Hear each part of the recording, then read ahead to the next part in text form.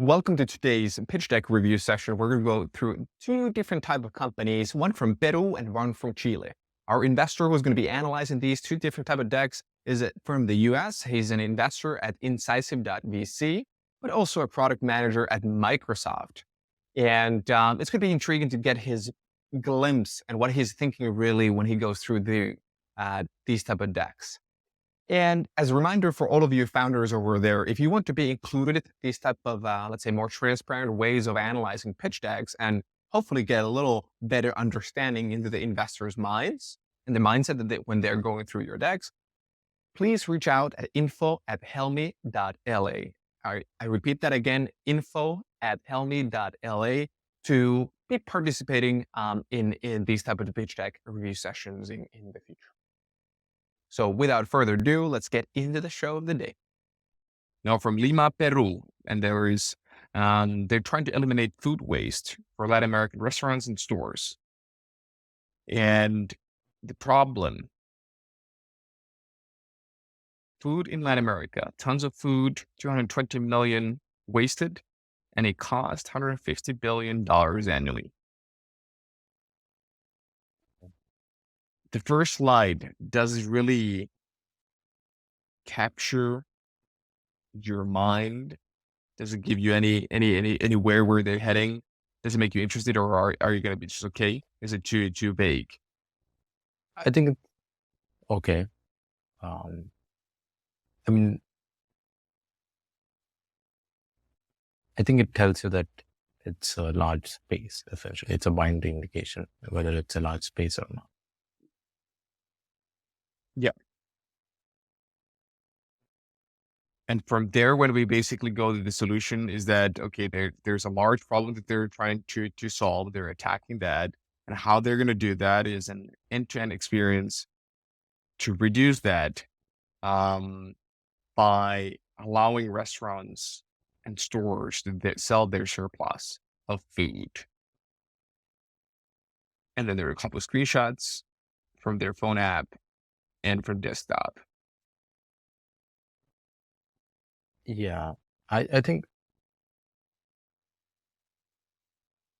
the problem needs to be a little bit expanded, because when it's almost like a market, the first slide, when you see the second slide, the first slide sort of now doesn't make a lot of sense, because you're just giving me top line numbers of this much food, this much GDP. Yeah, but sure, food is wasted, but where are we talking about? Are we talking about households? Are we talking about, open markets? Are we talking about restaurants? Like, where are we exactly talking about this food wastage? Yeah, I think, or if you have 10 of those things, you might list those, and then your solution, at least you're easily comprehending your solution and what it is attacking. Like right now, the problem is pretty unclear to me. And okay, you have an end-to-end software solution, but I always think a deck, actually, when you're making a deck, right? An entrepreneur actually, like, the whole idea of doing a startup in some sense is a truth-seeking journey. When you're taking shortcuts in your slide deck, that means you're taking shortcuts in your thinking and in that truth-seeking experience. Because the market, essentially what a successful startup is, that you're finding hidden value and unlocking it in the market. And it is, since markets are so efficient, like everyone is looking for a problem and a solution, solving them, because solving it is profitable, right? We live in capitalistic societies. Your slide deck problem and solution is a truth-seeking journey to find the right problem and the right solution. So if you expand, so the slide deck in an investor perspective should reflect that you've thought this enough. At least it might not be the right solution, because you don't know that until a couple of years into your execution, that, hey, this might not be the right solution, or this is not the way we've made assumptions. But right now, the problem and solution, the solution I guess is fine, but to what end is this solution? To what problem are we attacking is not at all clear, right? Okay. That is very valuable to from the first two slides. And now we see when we go towards, okay, the market and a little further on their deck, their plan is to strengthen their portfolio and expand underserved regions in Latin America. Okay. Again, it's not So clear for you were us. not fully clear. Yeah. This is, I would say, the same as, so whenever like I see TAM or the TAM slide is essentially a binary communication, right? Of Mhm. whether or not this is a large market to play in or not. And sometimes I think we exaggerate because let's say I am opening a retail store. I cannot say I'm attacking 7% of GDP. Let's say our retail industry is, 7% of GDP, or let's say in the US, for example, like I think 15% of GDP is healthcare. So just because I started a turmeric supplement, it doesn't mean I'm attacking 10% of healthcare because supplements technically are in the healthcare space. So the Mhm. problem slide and the market slide are pretty similar. In fact, I would argue the problem slide was actually almost like the total addressable market data, right? Yeah. And spun it up into a problem. I guess it directionally disconnect. Like, yeah, food is wasted, but you have to be more specific because your solution is specific. And I don't know Mhm. which problem are you trying to address with the solution. And market usually TAMs are usually, taken with a grain of salt from investor side of angle. Investors are just looking if it is a large market or not. You're just getting a feel of, whether it's a large enough, market to really go up. That's what they're looking at. Yeah. So this is fine. I think the market slide is fine, but it only again exasperates the original problem slide. So you're in 3 slides in, on an investor's perspective, you've lost a couple of points already because you haven't established the problem correctly, and you've moved to market. You're about to move to business model. Let's see. Let's go Mhm. and see if business model will give us clarity. Let's go see further the business model. They're charging stores a fee per transaction of 25% and consumers a flat fee per order of 25 Okay, so the cents. problem is in stores. Okay. Here they mentioned stores, but at the very beginning they also mentioned um, restaurants. Yeah. Here,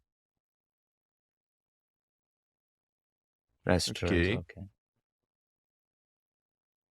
Okay, at least you're getting some idea of the problem now a little bit better. So they're just focusing on restaurants right now. mhm, Okay. I guess, if you are doing 25% fee per transaction, which is, I don't know about Latin America, but my thoughts are like 25% on any transaction is pretty high, right? yeah, So that's the takeaway for me here. Um, It's business model. So again, the numbers are purely fictional, I'm assuming. So it tells me that, okay, this is a transaction based approach, like accumulating transactions and then taking a cut from it. Um, mhm, and 25% seems high for any market. It might be normal for the market they are in, but that's the thought I'm getting, that, hey, this is too high of a per transaction. So as a business model, yeah, taking a cut on the transaction has been sort of proven multiple marketplaces, company sectors, I guess. But 25% I have seen anywhere 25%, unless like it's an Apple App Store. yeah. So yeah, let's go to next. And for to traction, um,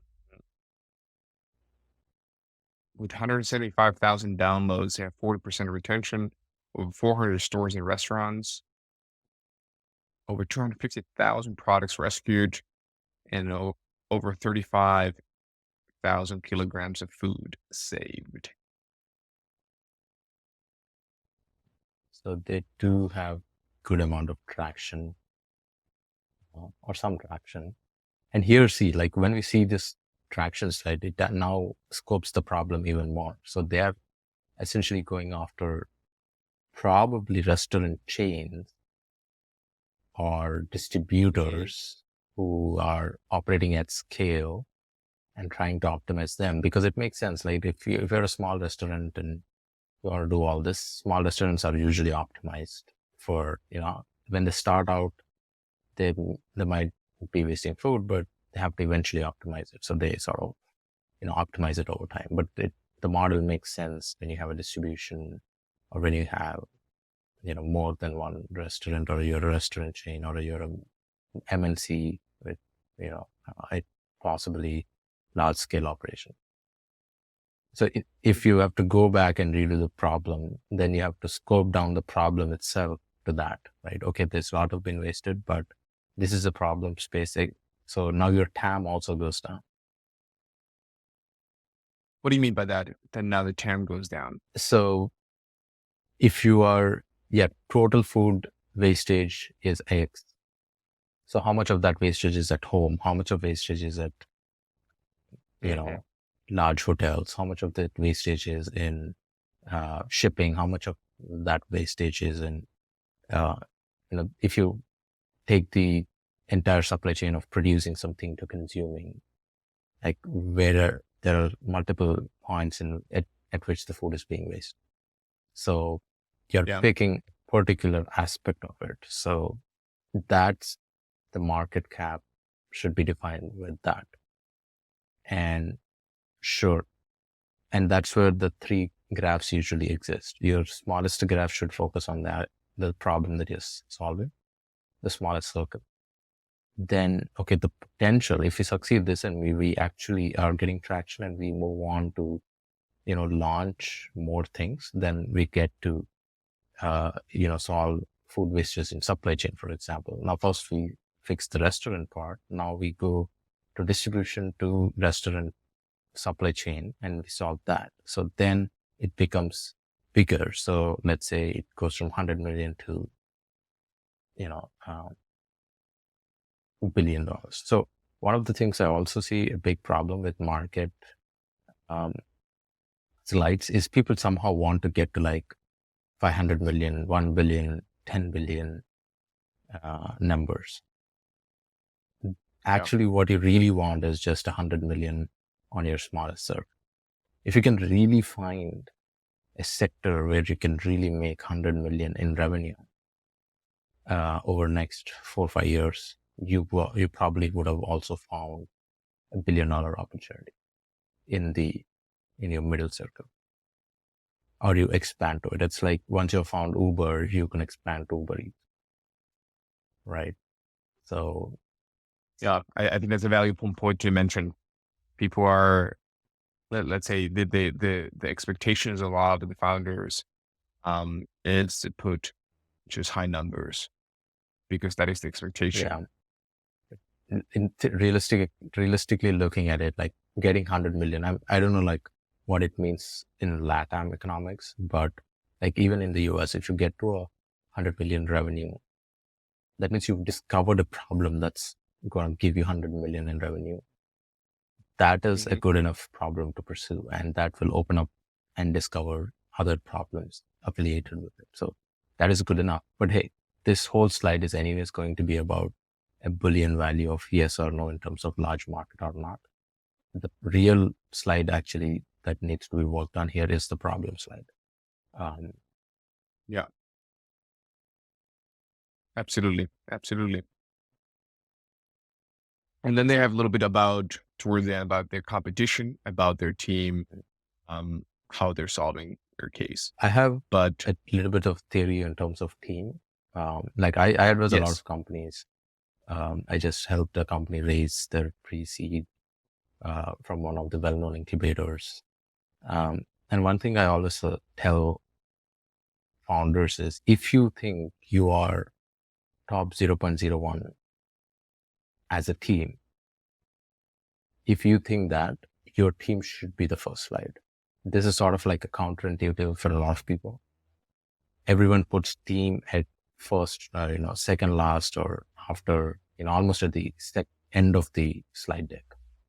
I always say to founders, if you think, and sometimes I tell that you are a good team and you should put them, if I've interacted with them, and I think that, these are one of the great founding teams, or if they're excellent at what they do, I feel like they are really good at, solving engineering problems, and they have a great CTO guy who's went to a great school, and that he's shipping code left and right on a day-to-day basis. If I know that information, I usually suggest them putting the team on number one.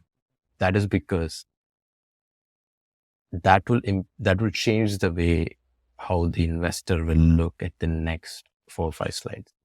Oh, these guys are serious. Like, I need to pay attention to what they're saying, right? So that's the psychological effect of how I think. Most of the people don't do this. That's a valuable point to mention. Yeah. But if you think you are top 0.1%, that's a hard sort of, limit to push hold. Yeah. And then over there, you mentioned basically that overall, towards the end, you got a better grasp and better understanding. Did you get excited about the slides? You were mentioning that the biggest problem was the problem slide by itself. Yeah, I think the slide deck can be done in a better way, for sure. I think it can be more visual in terms of the problem and solution, because this is a good problem and a good solution. A decent solution, I don't know good, because I don't know the market and I don't know how digital adoption is really in LATAM, or Chile, for example. I know at least a little bit about Mexico. I visited there, but Chile I've never visited, so I don't know how that market really works. But I mean, I think this deck could be at least 2x better with visualizing things better and writing out the problem better. They clearly know what the problem is. I think it's a matter of putting it there. Absolutely. And from there, we're going to go now for the second deck of today. It's a company called Recylink. They're from Santiago, Chile. They're focusing on waste data tech, waste player ecosystems. They're started with the problem over here that waste management is complex, disconnected, and formal, generating massive environmental and social problems. 3.5 million tons of waste are generated in the world every day. It will double by 26, according to the World Bank. At least they make it very visual from the very start. Yeah, I mean, this is also like a big problem that we know about. We'll have to see, the solution that they're coming up with. From there, the solution, they have now put little screenshots about their actual product, their software. They're simplifying waste management, and boosting circular economy. Okay, it's a solution that's not fully clear. I mean, it's a software solution, but who is it essentially for? Is it for small companies, big companies? What type of companies are we talking about? And what will you do the waste? Because the solution is not just about software here, right? What will you do with the waste? Yeah. I don't know what they're doing with the waste. So this could be, now if you look at the first two slides over there, the problem and the solution. They have a SaaS What are you product and thinking? they sort of,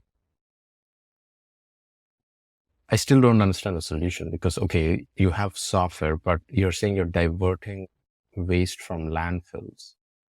But where does the waste go to? It has to go somewhere. And how are you handling the waste? So that is not clear, because that's the more important part here. Software is only enabling the solution. It's not the actual solution. Yeah. let's see what happens now when we go further along with their slides. If we go for their business model, um,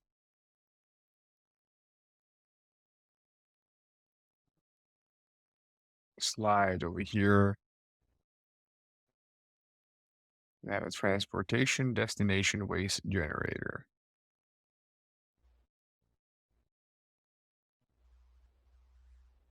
Again, what is the destination here? Mhm.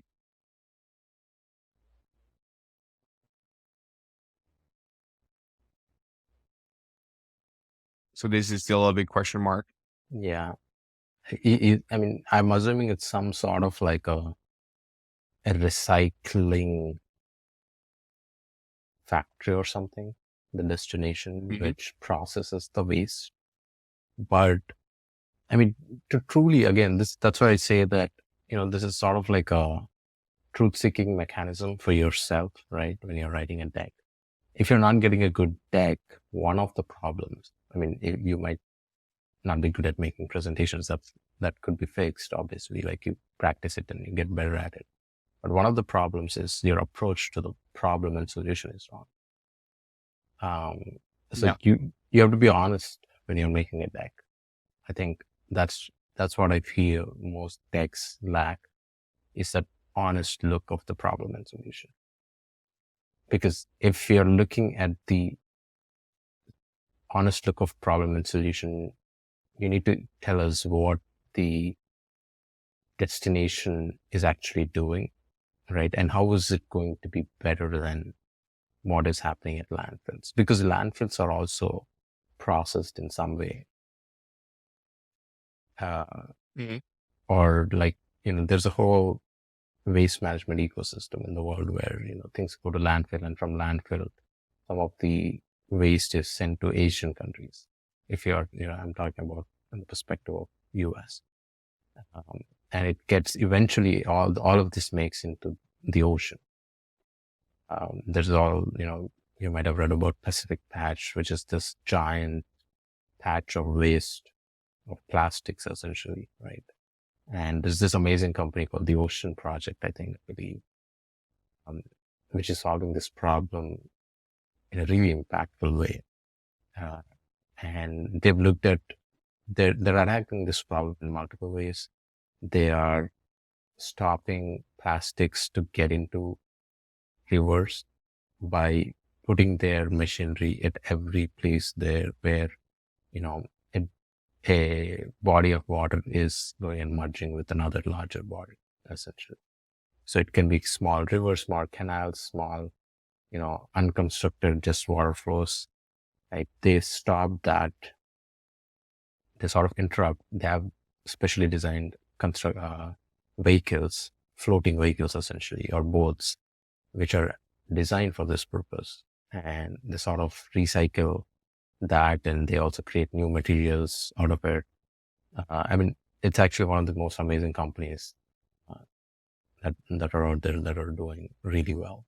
So here, I think the solution is the destination already existing. If it already exists, then you're basically doing the job of connecting with them and transporting with them, right? Yeah. So that now the problem becomes that. So the problem is, okay, there are these destinations which can recycle, but most people don't know. The company doesn't know. So we are helping them connect with waste recyclers. So the waste generators don't know where to dump. They only know that they have to dump in landfills, but they have an alternative now. And we are basically pushing to connect. If that is really the idea, I think that's how you need to sort of change this solution. Because here, impact driven model, like things like that. Yeah, I understand the business model, but this actually should be part of the solution. Like, what is the solution should be in, that's where the discussion of destination should be there. Yes. I see. I see. And if we go from there towards the market, we all were talking that in the last deck. Um, let's see how they do over here. Yeah. Again, this is the The same global thing. waste management software market. This is the same thing, right? Like you put some billions here, growing 7%, that's fine. I think it's a large problem. We don't even need a market slide here. I mean, yeah, you can have it, but yeah, it's a large problem. Everyone can agree. But it's aware. You're aware of the size of the problem from the start. Then We achieved they are market stating that they have achieved a product market fit.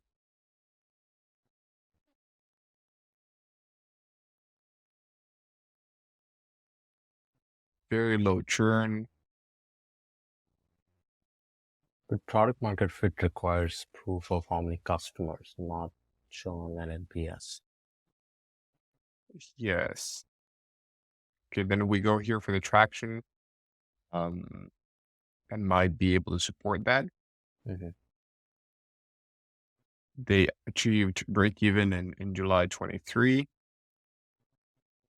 1 million in ARR. Mm.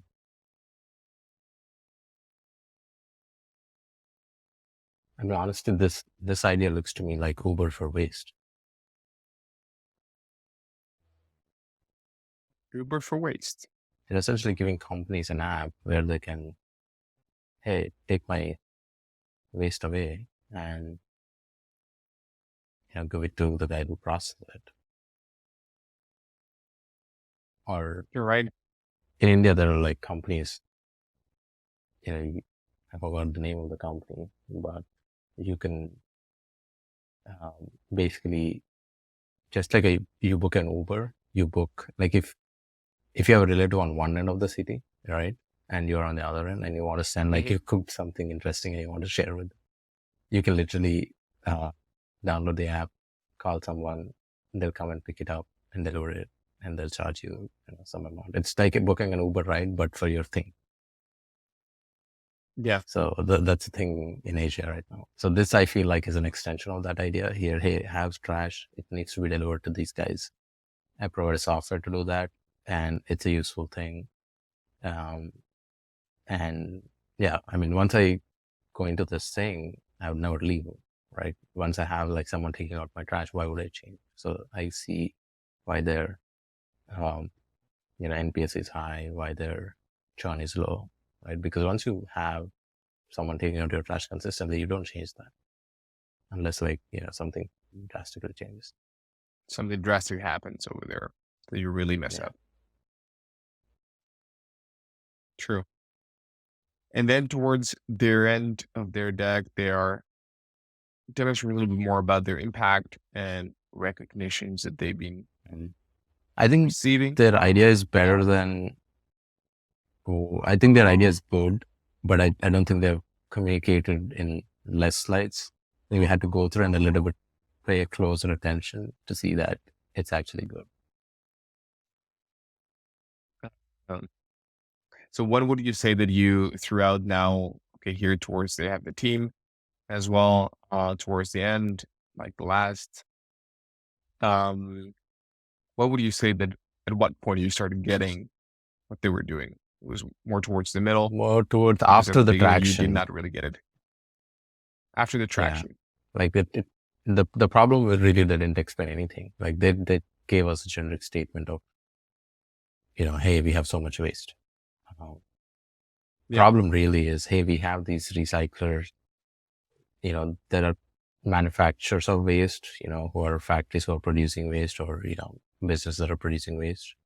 And there are places where, you can recycle the waste instead of dumping, but people don't know how to do, or there is no service, enabling this and making it easy for them to Yeah. do this. So, hey, we came up with a system to do this, and we gave software on each side, and we're running this service plus enabled by software, just like Uber. And I think they're owning the trucks. We don't know that business model as well. So they didn't mention, because there's a physical operation behind the software. They said the solution is the software. They said their solution is software plus operations, which also they discounted in adding the slides. I'm guessing, I could be wrong, but that's what I take away from the slide deck. Okay. Thanks a lot, Nataraj, for sharing your few cents on these two decks.